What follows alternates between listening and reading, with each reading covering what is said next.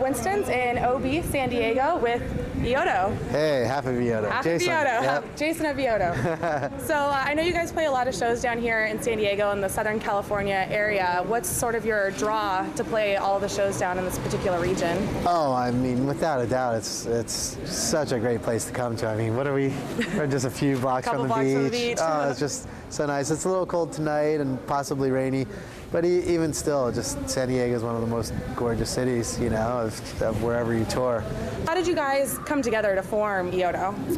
Well, it started out, I joined the band The String Cheese Incident back in 2004, and I lived in Los Angeles at the time, so I would fly out to Colorado for practice, and usually after practice I would stay at Travis's place, and we would just set up random instruments, guitars and bass and drums and keyboards, and Travis can play, or he's been playing guitar and bass and piano as long as he's been playing drums or longer, but just not in a public setting. Right. So it was just really fun to have these jams that would start at 10 at night and go till 4 in the morning, just the two of us. So yeah, to make things more interesting for us, Travis started adding a loop or foot pedal so he could play a guitar part or a bass part and have it repeat the phrase over and over and play another instrument on top.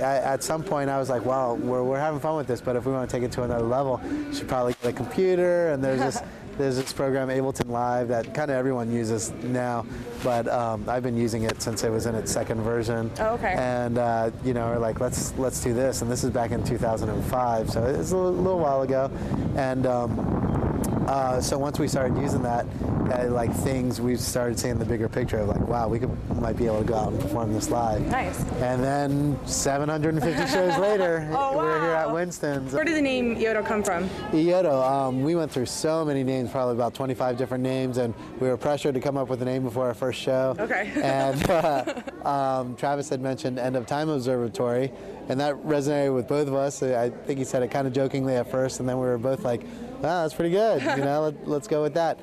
And so we went with that, and then we just kind of, abbreviated it, Eoto. We started calling it by its letters, and then we just started saying Eoto because it looked like some kind of a word. Sounds cool, too. Yeah, right? And then all of a sudden some Japanese fans came up to us and said that Eoto in Japanese means good music or good sound. No way. Yeah, and that was like the click, click, everything clicked, and like, let's just run with that. So the progression of your music from your first album that you guys came out with to now has gotten much heavier and much more advanced. Where did that inspiration come from for that sound? Well, when we were first playing music, we knew we wanted to play electronic music. Our biggest influences at the time was there's a producer named Burr, and Bass Nectar, for what we were doing back then, was really influential.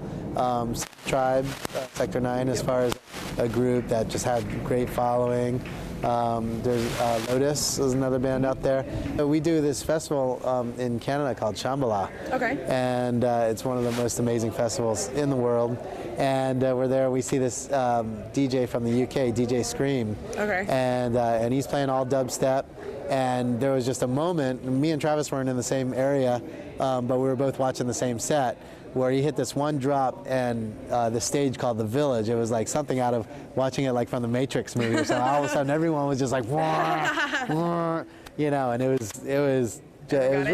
was super powerful the way, just this one certain drop in the style of music made everyone do this thing. And we hadn't seen it in the States, but when that happened, it was just so fresh for us, where we were both like, let's do that, and that's our thing that's going to feel really different, than what everyone else is doing. So we started doing that, right there, probably about summer 2008. Okay. And it really became a signature for us. All right, so if you could break down your live show, I know it's a little bit unique and different than how DJs perform. Absolutely. Well, doing it in a similar fashion as a DJ set is probably our biggest influence, in that the music never stops. It's kind of, we have these themes that we stay on for about 3 minutes, and then we switch to a completely other different theme, and then we'll just do that for hours.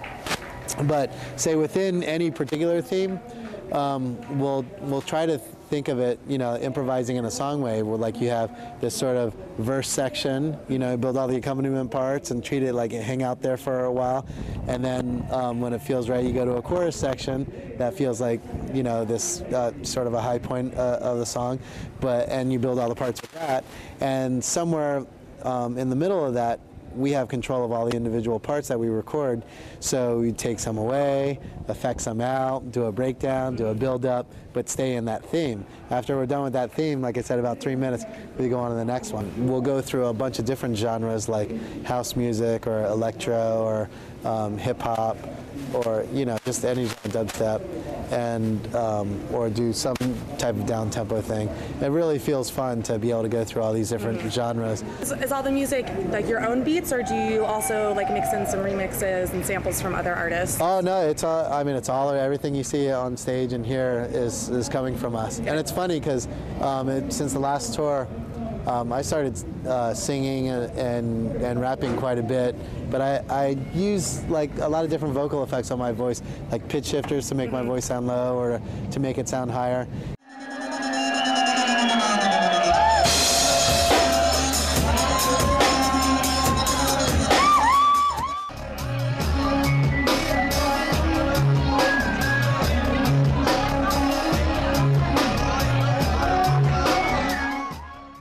It's what people are doing in a studio that they might spend hours on or something like that. We're doing that live in front of the people, and sometimes that's a little, so I guess, aha moment for when someone, they've been raging their face off and they're like, "Oh, you guys made all of that up?" just then, nothing pre-recorded. That's awesome. And it's a whole nother level of that. But in the end, we just want people to be able to close their eyes and dance harder than they have all night.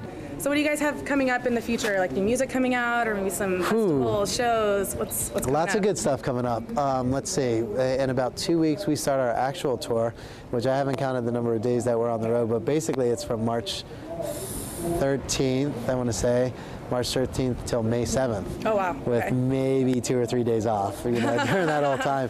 That's just the way we do it. One thing that we are doing is when that tour starts, we're gonna have a projector that does mostly like 3D images with us, and the idea being not so much like you're watching like Shrek or Toy Story behind us, but more that that it doesn't seem like there's a screen behind us, that these images are just popping off the wall. Very cool. And a fish, a little aquarium, like we're in an aquarium. So they're gonna have 3D glasses for the show? Not so much 3D glasses, but just make the visuals in a sort of way. Like if you go to 3D mapping in YouTube or something like that, you can see the effect. It's just like as if this building, what they do with some of the mapping, it's like you'd take this building, you'd map it out, maybe even map out that design of Neptune.